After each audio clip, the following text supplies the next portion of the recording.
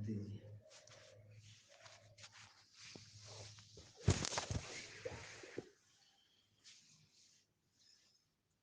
देखिए, कल अपन ने जो चर्चा की उसके आगे सब मिला के जीवन का एकमात्र उद्देश्य केवल मुक्त होकर जाना है। यदि हम पूरी तरह से जीवन में मुक्त नहीं हो पाए तो जीवन व्यर्थ गया, जिए ही नहीं, अभी जीना शुरू भी नहीं हुआ। तो ये बात हमको समझ में आ जाना चाहिए और एक संकल्प लेना चाहिए कि कुछ भी हो जाए, जीते जी इसी जीवन में पूर्णतया मुक्त होकर जाएंगे। कबीर ने कहा ना, कबीरा हम जब पैदा भये जग हंसे हम रोए, पर ऐसी करनी कर चलो हम हंसे जग रोए।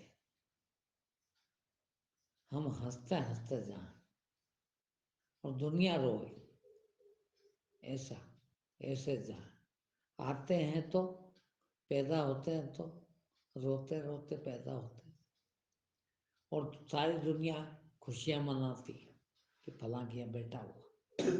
हाँ, मगर ऐसी करनी कर चलो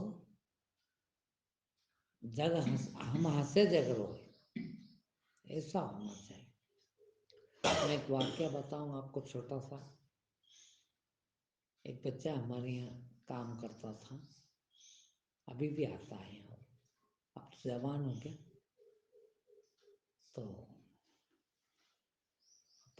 बच्चा हमारे सामने ही वो बड़ा हुआ, किराएदार भी थे वो। तो वो ये समझ लो कि इतना बड़ा था, पैर भी नहीं लिए थे जब हमारे यहाँ रहता था। उसके बाद बड़ा हो गया, दूसरी जगह रहने चले गए, तो हमारी दुकान थी वहाँ काम करने लग गया। तो अब शुरू से बचपन से शांत रहा तो थोड़ा बोलचाल में भी बात कर लेता अच्छी तरह से। एक दिन वो आया और उसने कहा मेरे से, उसने भी नाम ले लिया। तो बोल ये बताइए आप, मेरे पास तो पैसा भी नहीं, पढ़ा लिखा भी नहीं हूँ, बहुत कम पढ़ा है, वो 1 आध 2 साल स्कूल गया होगा, पहली दूसरी पढ़ा होगा। बोल मैं पढ़ा लिखा भी नहीं हूँ, पैसा भी नहीं है, माँ बाप की भी कोई बहुत बड़ी धरोहर नहीं है, संपत्ति भी नहीं है, इज्जत भी नहीं है, कुछ भी नहीं है। हम जैसे लोग भी क्या ऐसा कुछ कर सकते हैं? मैंने क्यों नहीं कर सकते? और अधिकांश उन लोगों ने ही किया है। साधन संपन्न लोग तो कम ही हुए हैं जो वहां तक पहुंचे, पर जिनके पास कुछ नहीं था वो ज्यादा पहुंचे। यहाँ तक कि जिनके माँ बाप तक का पता नहीं, कबीर जैसे लोगों का बताइए किस धर्म में पैदा हुए। ये तो लोगों ने बना ली किंवदंती कि ब्राह्मणी के गर्भ से पैदा हुए थे, क्योंकि इनको ब्राह्मण बनाना उनको, हाँ, मुसलमान के घर पाले बड़े हुआ, खुद को नहीं पता कि माँ कौन है, बाप कौन। अब उनके पास क्या था? पढ़े लिखे का, खुद कहते हैं कागज कलम को छुआ नहीं, शाही कलम को छुआ नहीं, छुआ तक नहीं। और सारी दुनिया में ऐसा शायद ही कोई आध्यात्मिक जगत का व्यक्ति होगा जो कबीर का नाम न जानता हो, कहाँ जरूरत है। तो बोले हाँ ठीक है, पर कैसे ये बताओ आप। छोड़ो, मैंने बताया ना थोड़ा ज्यादा ही बोल लेता मेरे से, क्योंकि बचपन से पास रहा।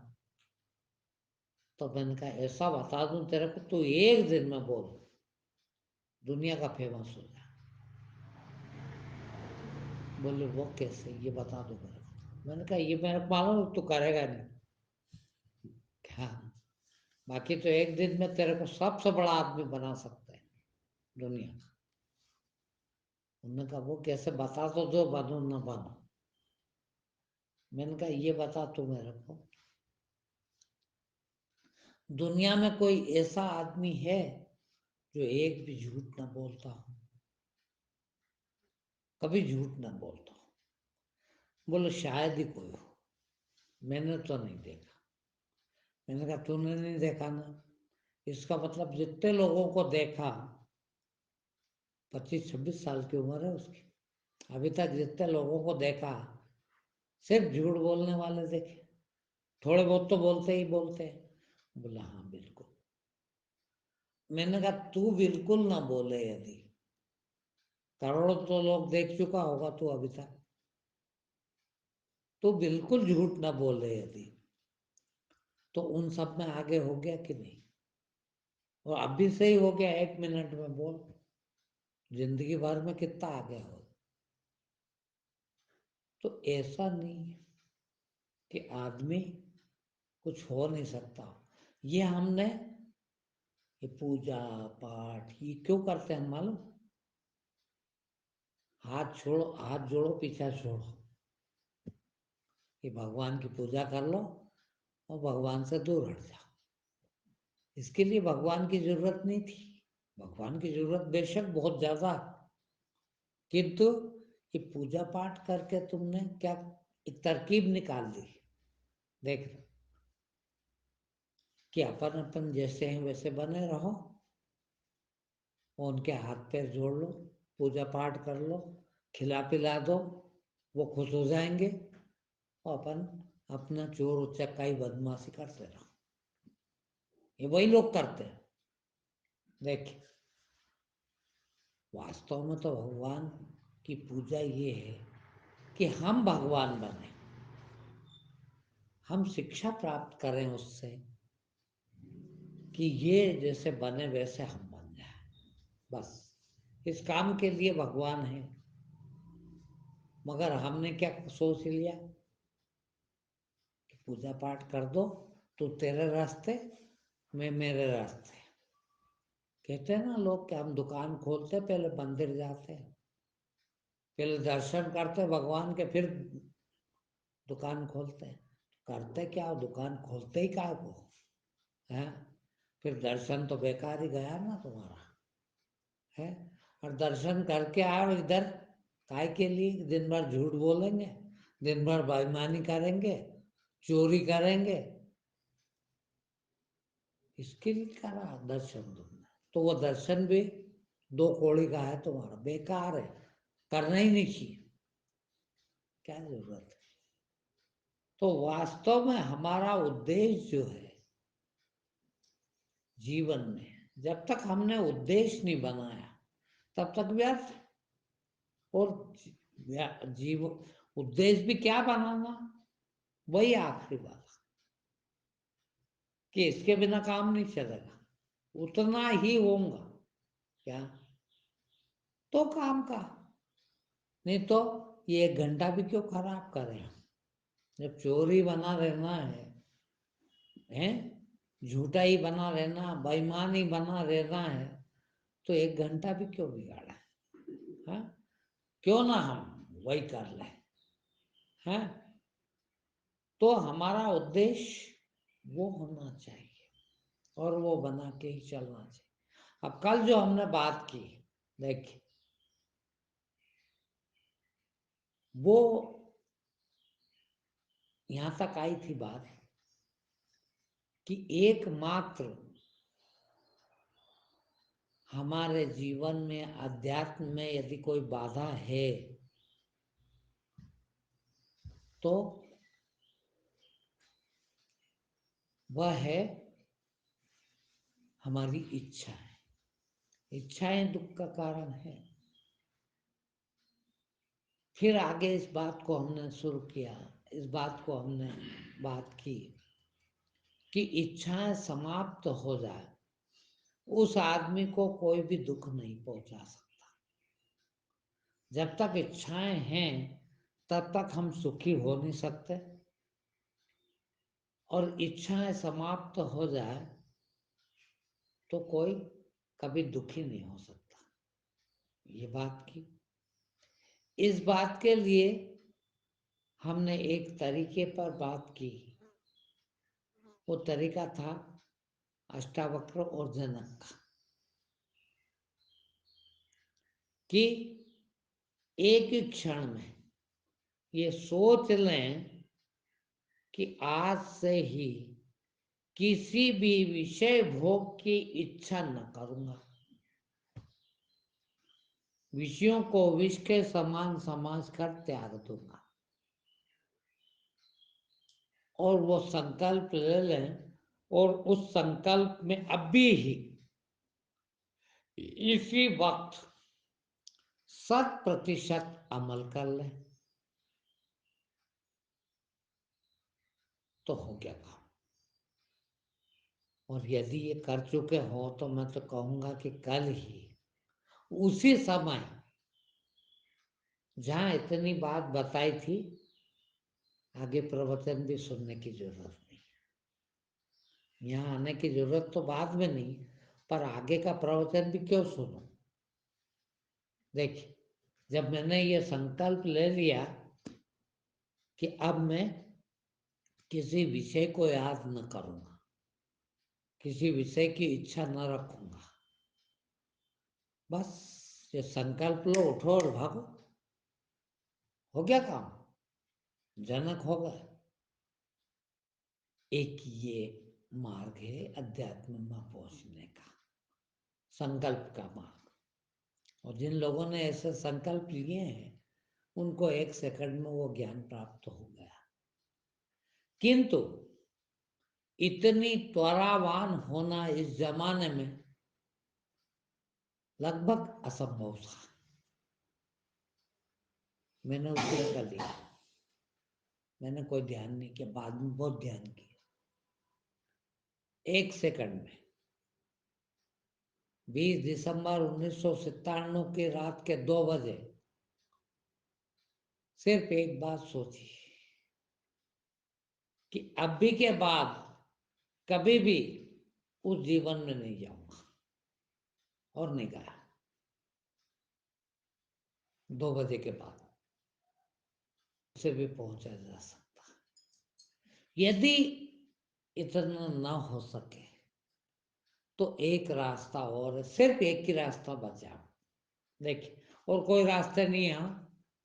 बाकी जो रास्ते बता रहे हैं वो सब झूठे हैं, आज तक उनसे कोई नहीं हुआ।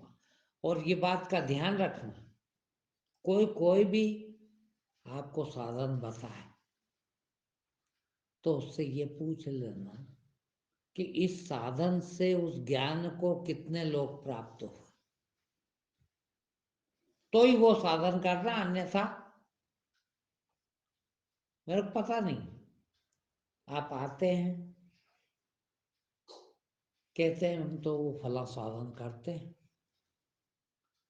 मैं कहता हूँ मुझे पता नहीं है भाई, किंतु आप ये बता दीजिए कि इस साधन से कोई वहां तक पहुंचा है क्या? और यदि नहीं पहुंचा तो आप कैसे पहुंचोगे?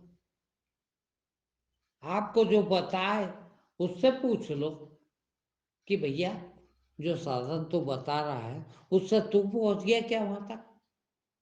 और नहीं पहुंचा तो व्यर्थ है, क्या मतलब है? तो वास्तव में एक ही साधन है। अब हम उस साधन पर बात करेंगे, और वही असली ध्यान है। ध्यान का साधन है, किंतु ये जो परंपरागत ध्यान लोग बता रहे हैं ना, ये काम के नहीं है वास्तव में। वास्तव में तो वो ध्यान भी नहीं है। देखिए, ध्यान का प्रयास मात्र है वो। ध्यान तो उस मंजिल को कहते हैं, मार्ग को नहीं कहते। देखिए, आप यहाँ ध्यान रखो, एक जगह ध्यान रखो, कोई बत्ती पे ध्यान रखो, कोई लाइट पे ध्यान रखो, श्वास पे ध्यान रखो, इससे ध्यान नहीं होगा कभी। हाँ, दो शब्द है, एक शब्द है एकाग्रचित होना। क्या बोलते हैं अंग्रेजी में? कंसंट्रेशन। और दूसरा है ध्यान। ध्यान को क्या कहते हैं अंग्रेजी में? मेडिटेशन। कंसंट्रेशन और मेडिटेशन दो शब्द है ये, हमने गड्ढमड्ढ कर दिया। उनको पता ही नहीं जो आपको ध्यान समझा रहे हैं। वो कंसंट्रेशन को ही मेडिटेशन कहते हैं। मेडिटेशन आ गया तो कंसंट्रेशन तो हो ही गया, किंतु कंसंट्रेशन हो गया तो मेडिटेशन नहीं हुआ। इसको ध्यान समझ लीजिएगा। कंसंट्रेशन मेडिटेशन कभी नहीं हो सकता, किंतु मेडिटेशन है आ गया तो कंसंट्रेशन है। कंसंट्रेशन हुआ तो ही मेडिटेशन। कंसंट्रेशन भी समाप्त हो जाए, देखिए, उसका नाम मेडिटेशन। कंसंट्रेशन का अर्थ है एकाग्र चित्त होना। देखिए, अभी हमारा चित्त क्या है? बिखरा हुआ, बटा हुआ। एक ही सेकंड में हम 1000 जगह भग जाते हैं, यहां भी न, वहां भी न, वहां भी न, वहां भी न। इसको यदि एक जगह इकट्ठा कर दिया जाए तो मन की शक्ति, मन बहुत शक्तिशाली है, बहुत शक्तिशाली। अभी हमने कुछ देखा ही नहीं है। एकाग्र चित्त होने से सिद्धियां मिलती है, बहुत ताकतवर हो जाता है। मन की ताकत इतनी है कि आप मुर्दे को ये कह दें कि जिंदा हो जाए। यदि एकाग्र चित्त आप हैं, कंसंट्रेशन का पावर आपके पास है, तो मुर्दे को यदि आप कह दें खड़ा हो जा, तो वो खड़ा हो जाएगा। जीते आदमी को यदि आप कह दो कि अभी ये मर जाएगा, तो अब भी मर जाएगा। इतनी बड़ी शक्ति है कंसंट्रेशन में। दुनिया की सारी सिद्धियां कंसंट्रेशन के बाद मिल जाती है आदमी को, यदि वो कंसंट्रेट हो गया तो। किंतु ये समझने वाली बात है, कितनी भी सिद्धि आ जाए, ये तो संसार है भाई। मुर्दे को जिंदा भी कर दिया तो क्या मुक्त हो गए? मोक्ष को प्राप्त हो जाएंगे? नहीं। जिंदे को मार भी डाला तो दुनिया की धन दौलत आपकी जेब में आ जाए तो भी क्या हुआ? संसार ही बड़ा है। संसार से मुक्त होने का नाम मोक्ष है, और मोक्ष मिलेगा ध्यान के बाद। देखिए, एकाग्र चित्त से संसार मिलता है, कंसंट्रेट होने से संसार मिलता है, ध्यान से मुक्ति मिलती है। ये चीजें आपको कोई किताब में भी नहीं मिलेगी, ध्यान रखिए। क्यों? मैंने लिखा, हमारी किताब, मैंने 3 किताबें लिखी है अभी तक। लिखी तो क्या है, व्याख्या की है, और उसकी व्याख्या में लिखा है कि किसी भी शास्त्र का यह दुर्भाग्य है हमारा कि कोई भी शास्त्र की व्याख्या किसी सत्य को उपलब्ध व्यक्ति ने नहीं की, और वो सब गलत कर दिए शास्त्र। क्यों? कि हमारे जैसा अज्ञानी आदमी यदि शास्त्र लिखने लग जाएगा तो शास्त्र का अर्थ ही बदल जाएगा। गीता के श्रीमद् भागवत गीता की करीब 300 टीका हैं और कोई सही नहीं, उल्टे अर्थ दियो, एकदम उल्टे। और आज गीता पढ़ने वाला सबसे ज्यादा भ्रमित है विचार। हर गीता पढ़ने वाला कहता है भगवान का चिंतन करो। देखना, आप समझ लेना, जो गीता पाठ करते हैं वो कहते हैं गीता का चिंतन करो। और चिंतन तो काय से करते हैं? चित्त से करते हैं।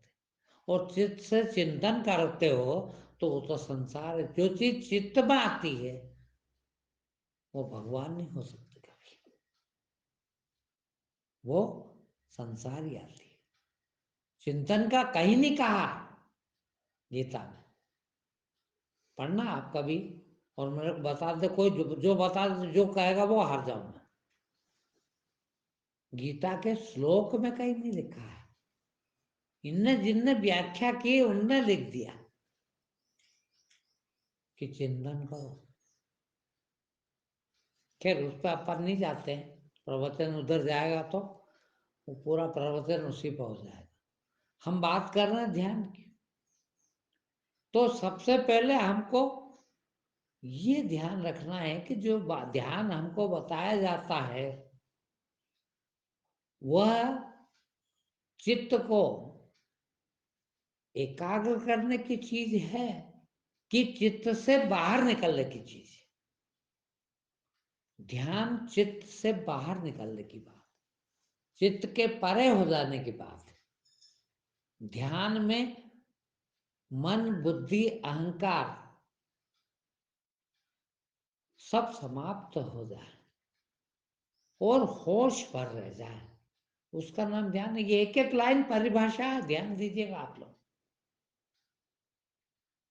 ये तीसरा प्रवचन है और ये वही सीढ़ियों के बाद है।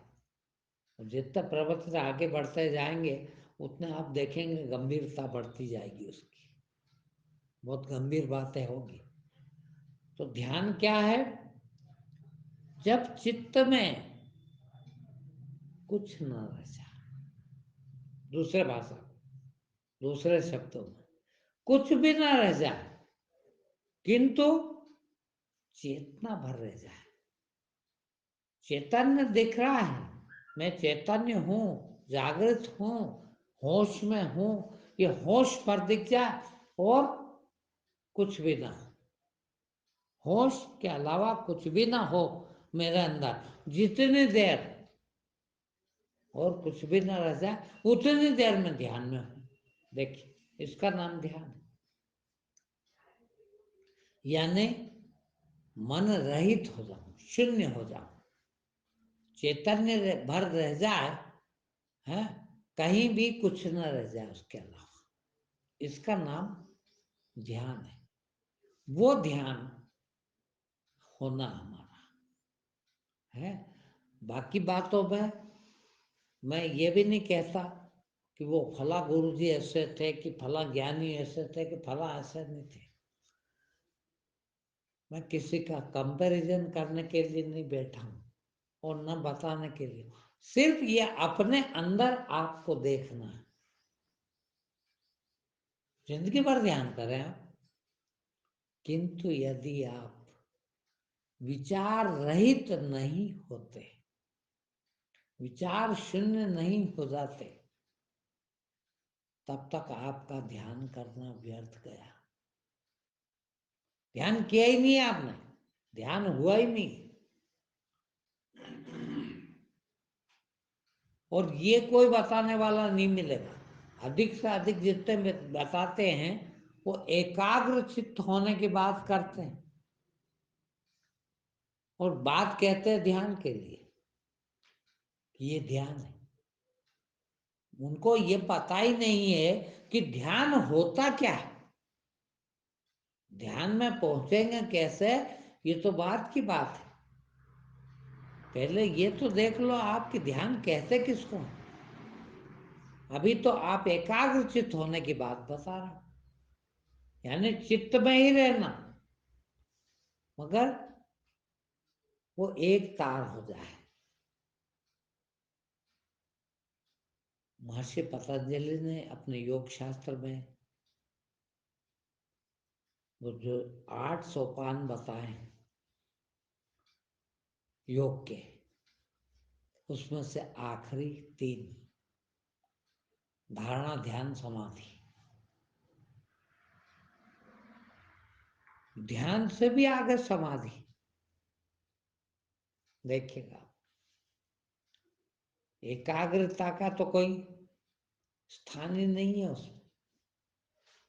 संसार की तरफ ले जाने वाली चीज एकाग्रता है।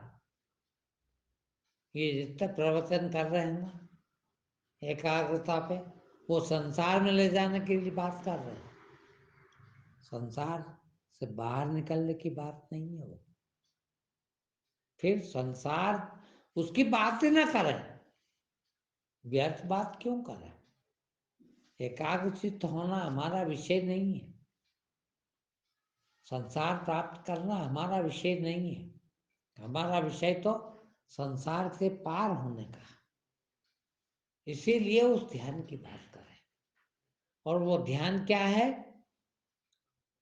चित्त रहित हो जाना, मन बुद्धि अहंकार के पार चले जाना, शून्य हो जाना। और अपने शब्दों में कहें तो हम बैठे हैं साधारण, सामान्य, और किसी भी विषय से, देखिएगा आप, ये एक नई परिभाषा, किसी भी विषय से हम न जुड़े। जितनी देर हम नहीं जुड़ते हैं किसी विषय से, और नींद भी नहीं है, चेतन अवस्था में भी नहीं, पूर्ण चेतन अवस्था भी है, और किसी विषय से, इंद्रिय के विषय, हाँ, कल अपन ने बात की थी, उससे जितनी देर नहीं जुड़े उतनी देर का ध्यान हुआ है। आप कहोगे फिर भी थोड़ा स्पष्ट नहीं समझ पाया।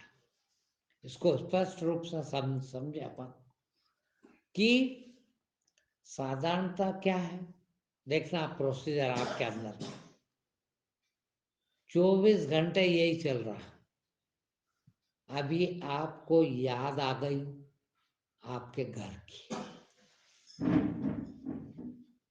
कि दरवाजा बंद करके आए कि नहीं, ताला लगा के आए कि नहीं, ध्यान कहाँ पहुंच गया?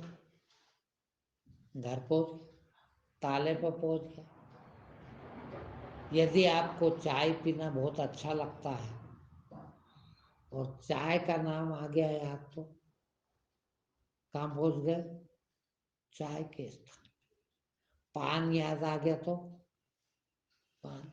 भूख लगी और भोजन याद आ गया तो भोजन। फिर भोजन में क्या क्या बना, कैसा बना होगा, क्या डला होगा, कि कौन सा टेस्ट होगा, कैसा स्वाद रहित होगा, मजा नहीं आएगा, मजा आएगा, वो बस यही विचार है। और 24 घंटे लगातार ये आपके अंदर चल रहा है, सबके, मनुष्य मात्र के, वैसे तो कहा जीव मात्र के, किंतु बाकी जीवों का बहुत सरल होता है। वो थोड़ी सी चीज उनके विषय होते हैं, उसी की याद आती है। मनुष्य चूंकि क्लिष्ट हो गया है, इसके बहुत सारे विषय, एक एक इंद्रिय के लाखों लाख विषय है। आँख के लाखों तो कान के लाखों तो कान, आँख के लाखों तो जबान के तो करोड़ों विषय, और वो बारी बारी से याद आते हैं। और हम, देखना आप ध्यान दीजिए, हम उस विषय से जुड़ते हैं। और जैसे ही जुड़े, अब प्रोसीजर समझना आप, जैसे ही वृत्ति, ये जो हम हमारे इंद्रिय के साथ उस विषय के पास जाते हैं, जो जाती है वो वृत्ति है, और जाति कहाँ है? विषय के पास। और दोनों मिल जाए विषय वृत्ति तो विचार बन जाता है। उदाहरण दूं मैं आपको, मान लो रसगुल्ला, गुलाब जामुन, नाम लिया गुलाब जामुन का है। वो जो मेरी वृत्ति खाने की, स्वाद की पहले से पड़ी हुई है मेरे अंदर। रसगुल्ले खाए, गुलाब जामुन खाए, कैसे लगते हैं, कैसी उसकी सुगंध होती है, क्या भाव मिलते हैं, कहाँ मिलते हैं, कैसे बनते हैं, काय से बनते हैं, वो सब चीजें अंदर पड़ी हुई। जैसे ही गुलाब जामुन का नाम आया वैसे ही जबान पे पानी आने लगता। क्यों? कि वो वृत्ति जग गई, वो विषय से मिला ख्यालों में, उस विषय से मिला, उससे वृत्ति जगी और विषय वृत्ति के संयोग से विचार शुरू हो गए। अब निर्विचार होना ध्यान है। फिर से दोहराओ, निर्विचार अवस्था ध्यान की अवस्था है। अब हम निर्विचार कैसे होंगे? तो हमको समझना पड़ेगा कि विचार शुरू कैसे होते, विचार का उद्गम क्या है, इसकी टेक्निक समझ जाए तो ये टेक्निक तोड़ दें तो विचार शून्य हो जाएंगे। अब कैसे विचार शुरू हुआ है? रसगुल्ला गुलाब जामुन का नाम याद आया और जैसे ही याद आया वैसे ही वो वृत्ति जग गई, भीतर जो पड़ी थी, संस्कार भी बोलते हैं उसको, वो संस्कार जग गया। गुलाब जामुन खाए पहले, उसके माहिती आ गई याद, और इतनी शक्कर होगी, क्या मिठाई है, क्या मीठा है, कितना नरम है, कितना गर्म होना चाहिए, कितनी सुगंध है, वो सब इंद्रियां जागरूक हो गई और वो सब ख्यालों में भोगने लग गई। वो भोग हमारी ऊर्जा को समाप्त करता है, ऊर्जा उसमें भोग में लग जाती है, ख्यालों में भी है, फिजिकल में तो लगती है किंतु ख्यालों में भी लग जाती है और वो ऊर्जा जलने लगती है। और ये ऊर्जा का जलना, ऊर्जा का ह्रास, ऊर्जा का खत्म होना 24 घंटे लगातार जिंदगी भर हमारे अंदर चल रहा है। ऊर्जा को संकलित करने का नाम ज्ञान है, धर्म। ऊर्जा का नाम खर्च करने का नाम, ऊर्जा को समाप्त करने का नाम, ऊर्जा का पतन करने का नाम संसार है। हम उन विषयों से मिलके, वृत्ति मिलके जो विचार चलने लगते हैं उससे ऊर्जा का ह्रास होता है, ऊर्जा का पतन होता है। जैसे जैसे ध्यान लगने लगता है, देखिए आप, जैसे जैसे ध्यान लगने लगता है, अब विचार नहीं है, विचार नहीं है तो भोग नहीं है, और भोग नहीं है तो ऊर्जा जल नहीं रही है, और ऊर्जा नहीं जल रही है तो ऊर्जा का संचित हो रही है। वो संचय जो होता है ना, आप लोगों ने थोड़ा बहुत तो बहुत बहुत अच्छा आपके लोग आए हैं, मुझे बहुत खुशी है इस बात की कि समझदार लोग, मुझे मजा आ रहा है ये सब। आपने नाम सुना कुंडलनी जागरण का है? कुंडलनी कोई चीज नहीं है आपके अंदर, वो ऊर्जा को ही कुंडलनी शक्ति का है। और जितना उसका संकलन होगा, संचित होगी, उतनी ही आप ताकतवर होंगे। ताकतवर यानी आध्यात्मिक शक्ति उतनी बढ़ जाएगी आप। अब ऊर्जा जल नहीं रही है भोग में तो क्या होगा? संचित होगी, और संचित होगी तो जागरण होता ना कुंडलनी का, तो कहते हैं अब वो इस फला चक्र पर आ गई, और फला चक्र पर आ जाएगी तो ये फला फला लक्षण दिखाई देंगे और फला फला शक्ति बढ़ जाएगी। मान लो अभी यहाँ पड़ी है इतनी, वो शक्ति, और बढ़ गई तो इतनी हो गई। अब इतनी बड़ी तो यहाँ कोई चक्र आ गया तो इसका छेदन होगा। अब इसका छेदन होगा तो इतना आप में वो गुण आ जाएगा अपने आप ही। ये कुंडली शक्ति का जागरण है। और होगा कब? ऐसा नहीं वो यूं हाथ कर देंगे और यूं हाथ कर देंगे, यूं हाथ कर देंगे शक्ति जागरण हो जाएगी, सब फालतू बात है। हाथ से क्या होता है?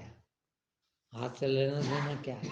और यदि हाथ से ही लेना देना हो तो जिनके हाथ नहीं उनकी तो कभी शक्ति होगी नहीं, बढ़ेगी है। तो सब फालतू बात है। शक्ति का जागरण होता है शक्ति का संचय होने पर, और शक्ति का संचय खाने पीने से नहीं। फिर शक्ति का क्षरण रुक जाए, शक्ति का नाश रुक जाए तो शक्ति बढ़ती। और शक्ति का नाश होता भोग से, तो भोग रुक जाए इंद्रिय भोग तो होगा। अब इंद्रिय भोग रोकने के लिए उस विषय से वो वृत्ति ना मिले तो ध्यान हो जाए, बस। अब क्या करना पड़ेगा? अब इसके लिए क्या करें? विषय तो याद आते हैं, आदत पड़ गई है, और बचपन से लगा के आज तक जो भी मिला उसने उस विषय को ही बढ़ाया है। अरे क्या बात कर, ये खा के देखो जरा कितना स्वाद वाला है। माँ ने भी बचपन में से, जैसे ही जो 4 महीने के भी हुए होंगे हैं, वो माँ ने क्या कहा, देख बेटा पापा क्या लाए, मेरे बेटे के लिए मिठाई लाए है। अब मिठाई दे दी। अब बच्चे को वृत्ति बढ़ गई कि ऐसा जो दिखे उसकी तरफ लालायित होना, दौड़ना है। और जो भी मिला उसने यही सिखाया, दोस्त यार देखो क्या माल है, देखो क्या चीज है, देखो क्या है, देखो क्या सीन है? वही इंद्रियों को भड़काने के काम ही किए। तो जिंदगी भर इसकी अभ्यास है हमको, ऊर्जा को आग लगाने के, ऊर्जा को खत्म करने। ये कोई बिरला आदमी, करोड़ों में एक आध इसको बता पाता कि इसको कैसे रोकना। उस भोग के विषय से ये वृत्ति ना मिले, इसको कैसे तोड़ना। बड़ी टेक्निक है। सबसे कठिन यदि को है तो ये तीसरा और चौथा प्रवचन, बाकी सब आसान है। अब इसकी टेक्निक है, देखिएगा आपके संस्कार, याददाश्त, जो जो भी चीज आपने भोग रखी है उन सबके संस्कार पड़े हुए आपके अंदर। बचपन पैदा हुआ उससे, और ये पैदा हुआ जब से ही नहीं, कई जन्म गुजार के आया हो, 84 लाख योनि भुगत के आया हो, और वो भी आपके संस्कारों में पड़ा हुआ हो। कभी तोते थे तो मीठा फल भी खाया है, कभी कीड़े मकोड़े थे तो कुछ और भी खाया। हाँ, तो तुम्हारी वृत्ति उन सब की 84 लाख योनि की भी एक एक करके जगती रहती है, याद आती रहती वो विषय। और वो विषय याद आता तो वृत्ति दौड़ती है, और विषय वृत्ति के संयोग का नाम है ऊर्जा का रास, भोग। तो वो जरा सा पॉइंट है, जरा सी टेक्निक है कि वो वृत्ति और विषय ना मिले। देखिए अब आपके अंदर ही देखना, कैसे विचार शुरू होते हैं, देख लो है। उसकी टेक्निक बता दी कि वो विषय के पास जैसे ही वृत्ति पहुंची वैसे ही आपका विचार शुरू हुआ उस विषय संबंधी, और संस्कार भी मिले उसको। इधर संस्कार मिले, उधर वो विषय मिला, और दोनों का चित्रण शुरू हो गया, दोनों का विवेचन शुरू हो गया। इसको तोड़ना है। वृत्ति विषय से न मिले तो विचार शुरू नहीं हो सकते। अब यदि ये टूट जाए तो फिर विचार रहेंगे, होगा विचार शून्यता। तो अब इसको तोड़े कैसे, देखना। तोड़ने के लिए अब हमारे को आदत पड़ी हुई है, और आदत 84 लाख योनि की, ऐसी योनि की नहीं, विषयों से मिलने की। अब कैसे तोड़ा उसको? और प्रैक्टिस भी, अभ्यास भी कब का, कितना भाई, 50-60 साल तो इसी जन्म का, बाकी 84 लाख जन्मों का अभ्यास है उस विषय से। और सिर्फ एक ही अभ्यास किया हमने जिंदगी में, और कोई अभ्यास नहीं, सिर्फ विषयों से मिलते रहे बस। उस विषय से उस वृत्ति को तोड़ने का एकमात्र साधन है, ऐसा कोई विषय हो, ध्यान दीजिएगा आप एक एक शब्द, ऐसा कोई विषय हो जो भौतिक विषय न हो। देखिए, विषय हो किंतु न हो, विषय भी होना है, क्योंकि आदत पड़ी है विषयों से जुड़ने की। पांच पांच विषय, ज्यादा नहीं, 5 ज्ञानेंद्रिय तो पांचों के 5 विषय। विषय होना किंतु विषय न होना, ये बड़ा कठिन है। दुनिया की सारी चीजें विषय है किसी न किसी इंद्रिय की, किंतु एक विषय और है हमारे अंदर। देखिए, वो विषय नहीं है, भौतिक विषय नहीं है, पर विषय जैसा है। क्योंकि आदत पड़ी हुई है, हमारे अंदर संस्कार पड़े हुए हैं किसी न किसी विषय से जुड़ने के, तो वो तो जुड़ेंगे ही, हम तोड़ नहीं सकते। टूटने का एकमात्र साधन है वो जो विषय है, जो विषय है ही नहीं मगर विषय जैसा लगता है, यदि उससे हम जुड़ जाएं, क्योंकि हमारे पास किसी भी जन्म का कोई संस्कार उस विषय संबंधी नहीं है।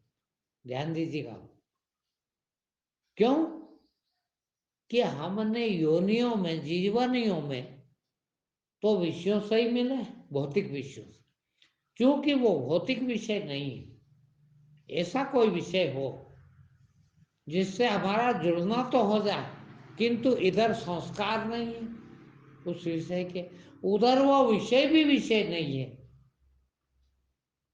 तो जुड़ तो जाएंगे हम, किंतु अब विचार कहाँ करेंगे? विचार शून्य हो, उससे विचार शून्य हो सकता, बस एकमात्र साधन है ध्यान का। अब वो विषय कौन सा? देखिए, जिसके संस्कार भी नहीं है और विषय की भौतिकता भी नहीं है, और इंद्रिय का विषय जैसा भी है, विषय भी नहीं किंतु विषय जैसा भी हो, क्योंकि आदत इंद्रिय को विषय से जुड़ने की ही है, वो तो जुड़ेगी, उसको हम नहीं रोक सकते। ऐसी तीनों चीज आना चाहिए। ऐसा एक विषय है, पूरे ब्रह्मांड में एक आवाज गूंज रही, वो आवाज कोई भौतिक चीज नहीं है, कान से सुनी भी नहीं जाती, इसीलिए इंद्रिय का विषय भी नहीं, और हमने पहले कभी उसको इस रूप में देखा भी नहीं है किसी भी योनि में, इसीलिए हमारे अंदर उसके संस्कार भी नहीं। यदि ऐसी आवाज से हम जुड़ना सीख जाए, जितनी देर हम गंभीरता से उस विषय से जुड़ेंगे, क्योंकि वो विषय विषय ही नहीं है, उसकी कोई विवेचना व्याख्या है ही नहीं, तो विचार क्या होगा? और इधर भी उसका कोई संस्कार भी नहीं है, तो विचार कैसे होगा? ऐसी यदि कोई वो आवाज से हमको मिलवा दे, तो उसी समय, अब ये हमारी गंभीरता पे निर्भर करता है कि हम उसको कितने गंभीर होकर उसको डूब के सुनते हैं। यदि सुनने लग जाएं तो उतनी देर, जितनी देर हम उस गंभीरता से सुनेंगे उतनी देर कोई विचार नहीं रहेंगे। और यदि वो विचार न रहे, देखिएगा, तो ये जो विचार करने की हमारी आदत पड़ी हुई है, उसके अभ्यास करते हैं उतना ही उस आवाज को सुनने के, तो धीरे धीरे धीरे धीरे धीरे धीरे ये विचार शून्यता बढ़ने लगेगी, विचार शून्यता गंभीर होने लगेगी। और जितनी जितनी ये गंभीर होगी उतने हम निर्विचार अवस्था में पहुंचते रहेंगे। और उस निर्विचार अवस्था में रहने का नाम ध्यान है। वही जब ऐसा हो जाए, इतना हो जाए कि चाहे जब हम उस स्थिति में डूब जाए, अब ना उस आवाज की जरूरत रह जाए, न उस वृत्ति को आवाज के पास ले जाने की जरूरत रह जाए, कुछ भी न रह जाए, उसको समाधि कहते हैं। ये समाधि की अवस्था में पहुंच। कबीरदास जी ने एक दोहे में बाहर लिख रखा है इसको, इस तरह से कहा, देखिए, अब आपको लगेगा कि जितने गुरु के पास हम तो गए, वो तो मुंह से बोलने का मंत्र बताते हैं, ये बोलो, नमोकार मंत्र दे दिया, हाँ बोलो। अरे बोलने से क्या होगा भैया, है कहा है कि नमो अरिहंताणाम, तो जो अरिहंत है अरियन शत्रु, जिनके शत्रु मर गए हैं, जिनने शत्रुओं को मार डाला है, उसकी शरण में जा, ऐसी मंत्रणा दी गई है उस मंत्र में। मंत्रणा का अर्थ समझते, सदा, मंत्र का अर्थ ही है सदा। हम उसको रट रहे हैं, कितनी बड़ी बेवकूफी कर रहे हैं। नमो हरिहंताणाम बहुत सही मंत्र है। नमो का अर्थ होता उसको नमन कर ले, यानी उसके शरण में चले जाए। किसकी? हरिहंताणाम की, जिसने शत्रुओं को मार डाला है। कौन शत्रु?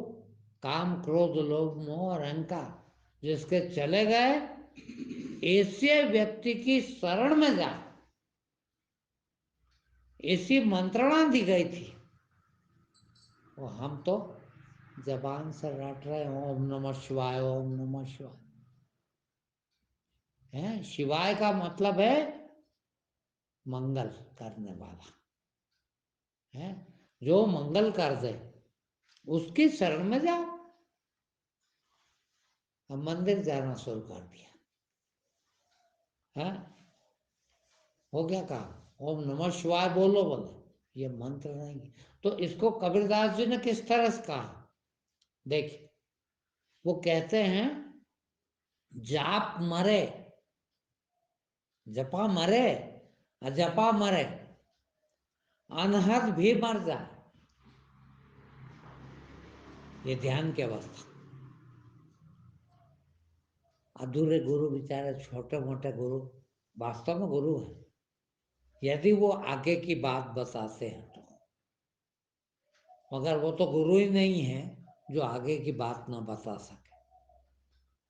यदि आप रटने का नाम भी दिया, जपने का नाम भी दिया है, वो गुरु ये बताए कि आप जो जपते हो, यदि ये परिपक्व हो जाएगा, ये मंत्र आपका, मंत्र जाप, तो अपने आप ही ये बंद हो जाए। जपा मरेगा, मरना यानी बंद हो जाए। जाप करते हैं किसी शब्द का, आप किसी मंत्र का, तो आपको उस गुरु ने ये भी बताना चाहिए कि एक दिन ऐसा आएगा कि जब आपका ये परिपक्व हो जाएगा तो जाप चला जाएगा, अपने आप बंद हो जाएगा। फिर ये जब जाएगा, जपा मरे अजपा मरे, ये जब जपा मरेगा तो अजपा शुरू हो जाएगा अपने आप। अजपा होता है मानसिक जाप, ये शारीरिक जाप जबान से जपते हैं, बोलते हैं, ये शारीरिक जाप। ये जब परिपक्व हो जाए, कई पीढ़ियों कई जन्मों में होता है, कई जन्म लग जाते हैं, तो जपा मरेगा तो अजपा शुरू हो जाएगा, वो अजपा भी मर जाएगा। जपा मरे अजपा मरे, जब अजपा समाप्त होगा तो अनहद नाद शुरू हो जाएगा, वो जो आवाज है वो शुरू हो जाएगी। तो ये भी व्यर्थ नहीं है जपने वाले। जपा परिपक्व हो जाएगा तो अजपा यानी मानसिक जाप शुरू हो जाएगा। पहले हमको तन से मुक्त होना है, फिर मन से मुक्त होना है। जपा मरे तो तन से मुक्त हुए, अजपा मरे तो मन से मुक्त हुआ है, अनहद में पहुंच गए। ये तो मेरे पास टाइम नहीं है, नहीं तो इस पे मैं 100 प्रवचन तो बोल सकता हूँ कब से। है जपा मरेगा अजपा मरेगा, फिर अनहद भी मर जाए, जिस दिन आवाज सुनाई देना बंद हो जाएगी। अब क्या करना है आवाज सुन के? अभी भी दो थे, एक आवाज जो सुनाई दे और एक सुनने वाला, दो हो गए। और वहां दो का क्या काम है? वहां तो एक ही रह जाएगा। तो जपा मरे अजपा मरे, अनहद भी मर जाए, तब क्या होगा? सूरत समाधि शब्द में तो ताको काल न खाए। सूरत यानी आत्मा है, वो जो शब्द है आवाज, आवाज को शब्द भी कहते हैं, वो उस सूरत में समा जाएगा, एकाकार हो जाएगा। उसी को अनहद का मानना कहते हैं। अनहद भी मर जाए, तब मर जाएगी तो क्या होगा? शब्द समाना सूरत में ताको काल न खाए, दोनों एकाकार हो गए तो काल के परे हो गए। काल के परे होना महाकाल हो जाए। महाकाल पूजने की जरूरत नहीं है, महाकाल के दर्शन करने की जरूरत नहीं है, महाकाल हो जाने की जरूरत है। जिसका काल मर गया, जैसा काल समाप्त हो गया, जो काल के परे हो गया, वो महाकाल हो गया है। तो काल के परे होना ज्ञान को प्राप्त हो जाना, उस सत्य को उपलब्ध हो जाना। यदि इस अवस्था से भी चलेंगे आप तो उस अवस्था में पहुंच जाए। अब क्या है कि जो गुरु जहां तक का है वो वहां तक का नाम देता है। जो जाप का नाम दे अभी वो पहला गुरु है। अजपा का दे वो दूसरा गुरु, और जो अनहद नाद सुनवा दे वो तीसरा गुरु और आखिरी गुरु। ऐसा गुरु यदि मिल जाए और उस नाम से मिला दे, उस नाम का अभ्यास करने को कहे आपको, तो तुरंत काम हो सकता है, उसी समय आपका काम हो सकता है। अब ये बात अलग है कि कितना कचरा इकट्ठा है, उसको काटने के लिए कितना समय लगेगा, ये अलग बात है, किंतु ये वहां से शुरू होता है।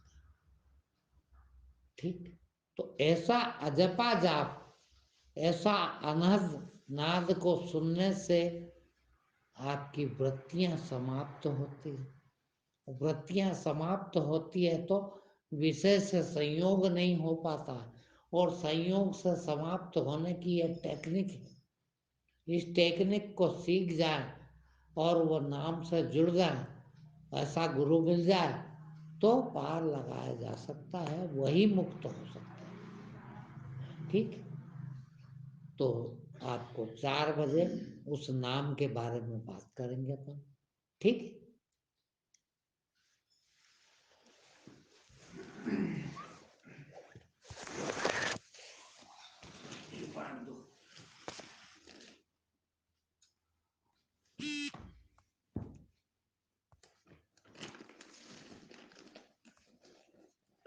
और कुछ समझ ना आया हो या मैं ना समझ पाया हूँ तो आप पूछ सकते हैं कुछ भी, कभी भी।